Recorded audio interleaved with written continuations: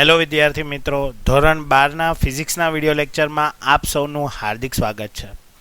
તો જે last video સુધી આપણે જે છે એ ચેપ્ટર નંબર 12 એટલે કે પરમાણુ જે હતો એ ચેપ્ટરની થિયરી, સ્વાધ્યાયના દાખલા, ઉદાહરણના દાખલા અને એની જે એક્સ્ટ્રા થિયરીઓ છે જે તમારા એનસીઆરટી સિલેબસમાં નથી પરંતુ જેડબલઈ અને નીટના જે એમસીક્યુ છે એને ક્રેક કરવા માટે ઘણી બધી હેલ્પફુલ મેથડ્સ જે છે એ આપણે જોઈ ગયા. હવે આપણે એની જ શ્રેણીમાં આવતું એક નવું જે ચેપ્ટર છે એ સ્ટાર્ટ કરવાના છીએ. Chapter number 13 nucleus. બરાબર, તો આ બંને ચેપ્ટર છે એ એક રીતે એકબીજાથી ઇન્ટરકનેક્ટેડ છે કારણ કે બંને જે છે એ ક્વોન્ટમ ફિઝિક્સના ચેપ્ટર છે, જે એક એવું સાયન્સ છે કે જેની અંદર આપણે માઇક્રોસ્કોપિક લેવલ ઉપર જઈને શું કરીએ છીએ કે તત્વ, પરમાણુ અને એની અંદર જે લાગતા બળો છે એનો આપણે અભ્યાસ કરીએ છીએ. તો ચલો વિદ્યાર્થી મિત્રો, નવા ચેપ્ટરની શરૂઆત કરીએ, ચાલુ કરીએ આજનો વિડીયો લેક્ચર. હેલો વિદ્યાર્થી મિત્રો, ધોરણ 12ના ફિઝિક્સના વિડીયો લેક્ચરમાં આપ સૌનું હાર્દિક સ્વાગત છે. આજના વિડીયો લેક્ચરની અંદર આપણે જે નવું ચેપ્ટર છે એ સ્ટાર્ટ કરવા જઈ રહ્યા છીએ. આજનું ચેપ્ટર જે છે એ છે ચેપ્ટર નંબર 13, બરાબર, ન્યુક્લિયસ. ઓકે, અથવા તો ન્યુક્લિયાઈ, બરાબર છે. તો આ રીતે જે છે સૌથી પહેલાં તો આપણને જે ચેપ્ટર છે એના અકોર્ડિંગ અગર વાત કરીએ તો ચેપ્ટર નંબર 12ની અંદર આપણે જે રધરફોર્ડ જે છે એના એક્સપેરિમેન્ટમાં આપણે જોયું કે કઈ રીતે જે પરમાણુ છે એનો કુલ દળ છે એના કેન્દ્ર ભાગમાં સમાયેલો હોય છે અને એ જે છે પોતે શું હોય છે, ધન વિદ્યુત ભારિત હોય છે અને ઇલેક્ટ્રોન જે છે એની આસપાસ શું કરે છે, ભ્રમણ કરે છે. બરાબર, અને આના સંદર્ભમાં આપણે ઘણી બધી જે પરમાણુની જે મોડલ્સ છે એનો આપણે અભ્યાસ કર્યો. પણ આ ચેપ્ટરમાં આપણે માત્ર ને માત્ર ન્યુક્લિયસ વિશે જે છે એનો આપણે અભ્યાસ કરવાનો છે. ઓકે, તો બેઝિકલી જે છે એ શરૂઆતમાં જે છે એ આપણને બેઝિક ઇન્ફોર્મેશન જે છે એ આપેલી છે કે ભાઈ એકચ્યુઅલમાં ન્યુક્લિયસ શું છે, બરાબર, એના સંદર્ભમાં કઈ રીતે જે છે એની બધી વેલ્યુઝ જે છે એ આપણે સમજવાની છે. બરાબર, અને સાથે સાથે આપણે એ જોવાનું છે કે કઈ રીતે ન્યુક્લિયસ છે એનું બંધારણ અને પ્લસમાં કે કઈ રીતે એની જે અલગ અલગ વ્યાખ્યાઓ છે એના વિશેનો આજે આપણે બેઝિક ખ્યાલ છે એ આપણે મેળવશું. બરાબર છે. તો સૌથી પહેલાં જે છે અગર વાત કરીએ કે કોઈ પણ જે તમે આવર્ત કોષ્ટક જોવો છો તો એ આવર્ત કોષ્ટકમાં જ્યારે કોઈ તત્વ જે છે, બરાબર, તો એ તત્વ જ્યારે લખાય ત્યારે આ રીતે લખાશે કે એક્સ, એ અને ઝેડ. જ્યાં એક્સ છે એ તત્વ જે હશે એની સંજ્ઞા હશે. બરાબર, ફોર એક્ઝામ્પલ અગર હિલિયમ લઈએ તો હિલિયમ જે 2,4 આ રીતે લખાશે. બરાબર, તો એમાં જે એચઈ જે છે એ તત્વની સંજ્ઞા થશે. જે 2 છે એ આપણા માટે શું થશે, ઝેડ. હવે અહીંયા ઝેડ જે છે એને આપણે શું કહેશું કે ભાઈ પરમાણુ ક્રમાંક કહેશું. હવે પરમાણુ ક્રમાંક છે એ આપણને શું બતાવે, ઇંગ્લિશમાં આને એટોમિક નંબર કહેવાય. બરાબર, હવે પરમાણુ ક્રમાંક છે એ આપણને શું બતાવશે, હંમેશા ઇલેક્ટ્રોન અને પ્રોટોનની સંખ્યા. બેઝિકલી બંને જે છે એ સમાન હોય સંખ્યાની દ્રષ્ટિએ. બરાબર છે, કે જ્યારે એ સમાન ન હોય તો એ તત્વ જે હશે એ કેવો કહેવાશે, અસ્થાયી કહેવાય. બરાબર, એ જેમ જેમ આપણે ચેપ્ટરમાં આગળ જશું એમાં આપણને અંદાજ આવતો જશે. બરાબર, હવે જે ઝેડ છે એ આપણને આ રીતે આપશે મૂલ્ય.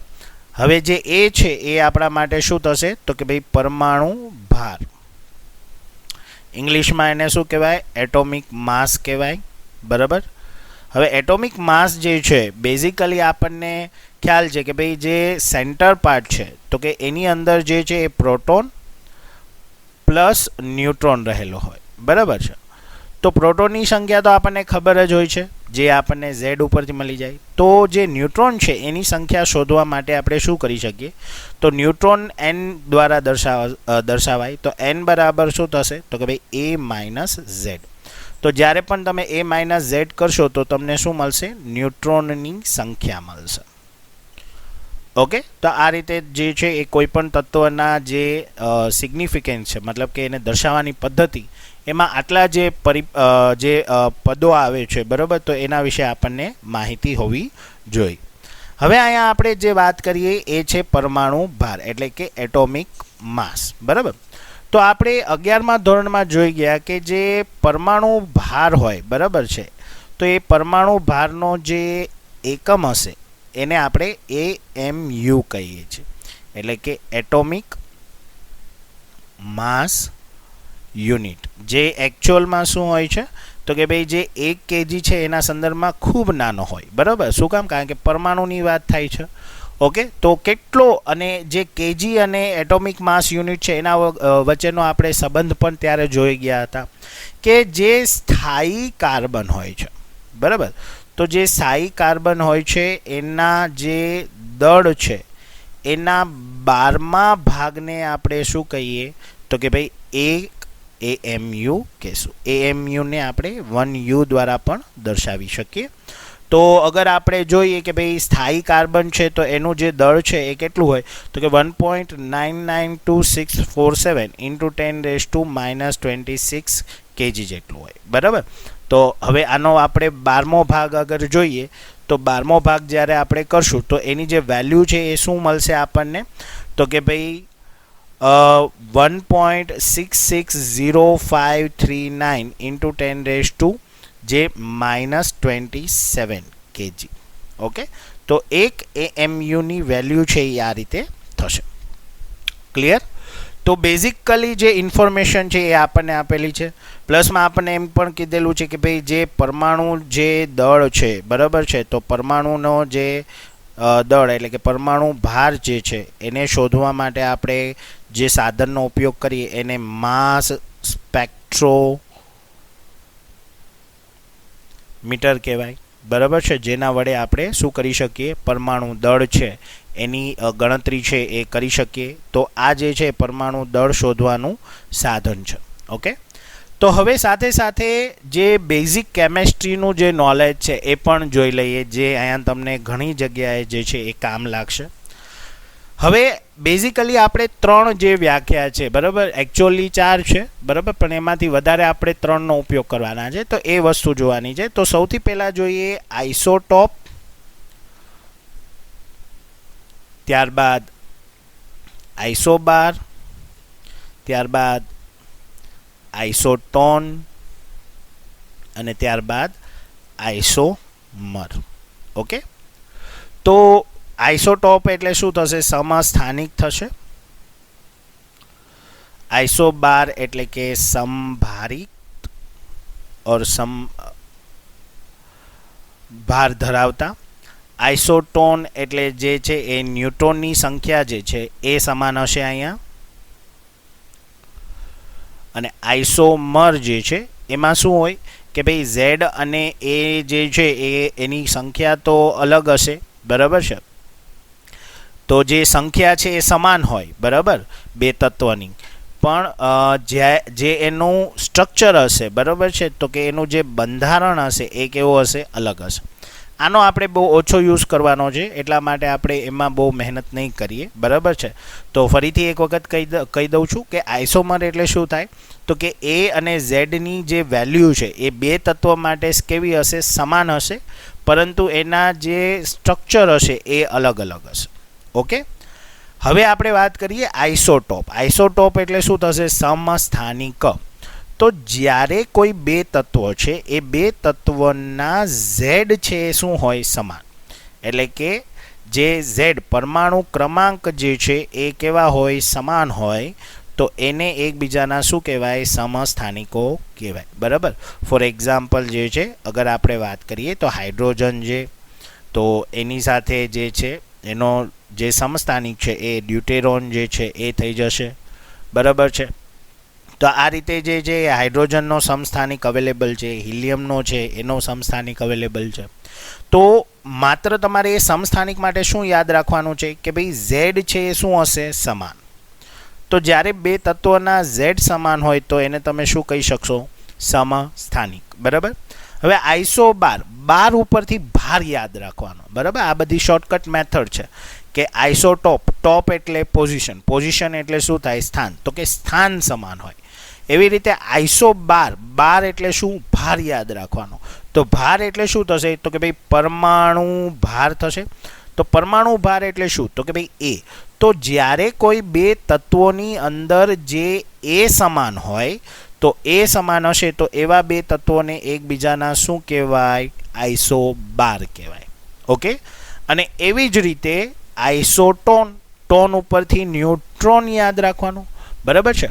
તો આઇસોટોન, ટોન ઉપરથી તમે ન્યુટ્રોનની સંખ્યા યાદ રાખો. તો અહીંયા શું તમારે કમ્પેર કરવાનું છે?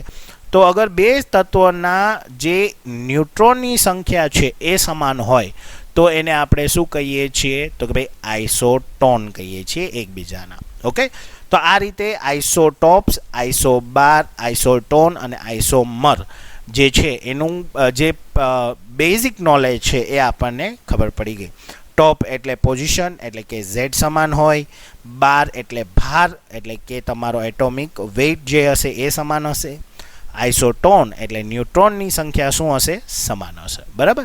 અને આમાં શું હશે? બે તત્વના એ અને ઝેડ તો સમાન હશે પણ એનું સ્ટ્રક્ચર જે હશે એ શું હશે? ડિફરન્ટ હશે. ઓકે. હવે ત્યારબાદ છે એ આપણે જોઈએ કે જ્યારે પણ કોઈ તત્વ છે તો બેઝિકલી અગર તમે 1 થી 20 જે આવર્ત કોષ્ટકના તત્વોની જ અગર જોતા હોય, બરાબર છે, તો પરમાણુ જે ભાર હશે એ પરમાણુ ક્રમાંકથી ડબલ હશે હંમેશા. બરાબર. તો બેઝિકલી અગર જોઈએ તો હિલિયમ જે છે તો હિલિયમ માટે આપણે 2 4 તો 2 ઇન્ટુ 2 કરીએ એટલે શું થઈ જશે? 4 થઈ ગયું. બરાબર. તો એવી રીતે અમુક જે તત્વો છે એનું તમે ડાયરેક્ટલી 2 થી મલ્ટિપલ કરીને સોલ્વ કરી શકો. પણ અમુક જે તત્વો છે એના માટે પરમાણુ ભાર છે એ અલગ રીતે ગણતરી કરવામાં આવે છે.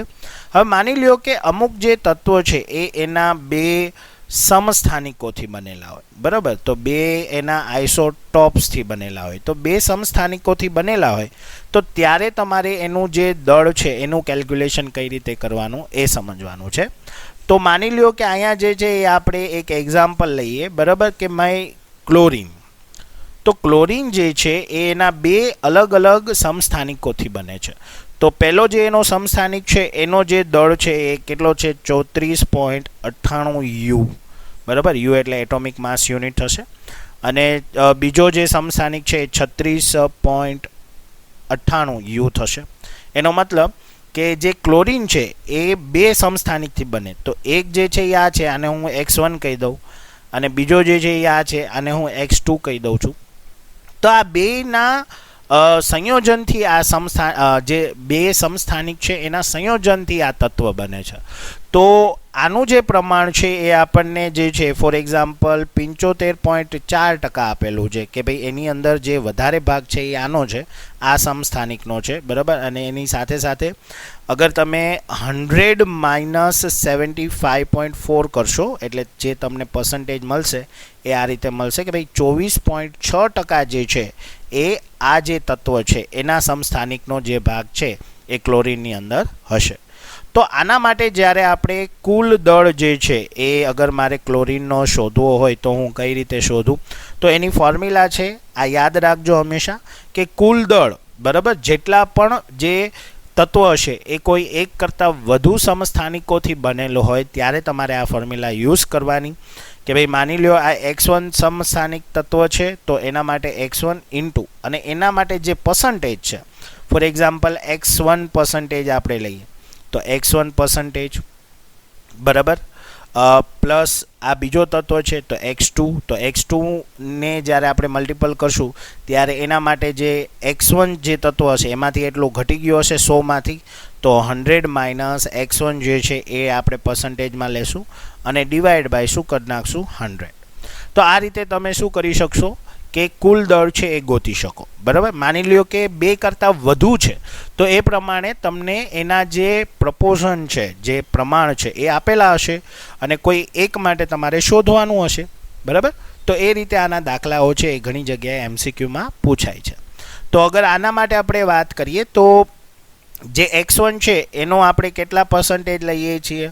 તો કે ભાઈ જે x1 જે છે એટલે કે 75.4 છે એ પર્સન્ટેજ આપણે લઈએ છીએ, પ્લસ x2 જે છે એ કેટલું છે? તો કે ભાઈ 36. 98 અને એના માટે આપણે કેટલા લઈએ છીએ 24.6 અને ડિવાઈડ બાય આપણે શું કરીએ 100. તો જે વેલ્યુઝ છે એનો આપણે સાદુરૂપ આપીએ તો શું થશે?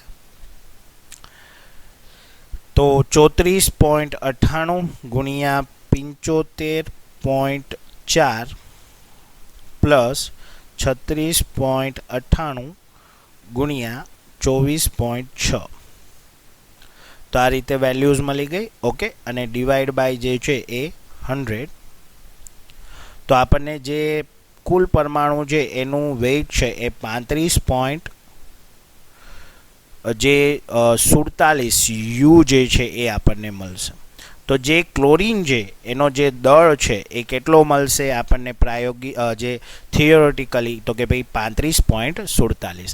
અને એટલા માટે તમને ખ્યાલ હશે કે ક્લોરીન માટે આપણે જ્યારે પણ દળ લઈએ છીએ ત્યારે ગણતરી વખતે આપણે 35.5 યુ લઈએ છીએ, જો તમને ખ્યાલ હોય તો. ઓકે, તો આ રીતે જે ચેપ્ટરના શરૂઆતમાં જે છે એ આપણને ઘણી બેઝિક માહિતીઓ જે છે એ આપેલી છે. ઘણી વખત આ બેઝિક માહિતી ઉપરથી નાના નાના MCQ જે છે એ પૂછાય છે. ગુજકેટ માટે પણ આ ચેપ્ટર મોસ્ટ ઇમ્પોર્ટન્ટ છે, એઝ વેલ એઝ તમારા JEE અને નીટ માટે પણ આ ચેપ્ટર મોસ્ટ IMP છે. એકદમ ઇઝી ચેપ્ટર છે, બરાબર છે. જેમ જેમ આગળ આપણે થિયરી જોતા જશું એમ તમને આઈડિયા આવતો જશે. ઓકે, તો આજે અહીંયા સુધી રાખીએ. નેક્સ્ટ વિડીયો લેક્ચરમાં આનાથી આગળની જે થિયરીઓ છે એનો આપણે અભ્યાસ કરશું. થેન્ક યુ મિત્રો.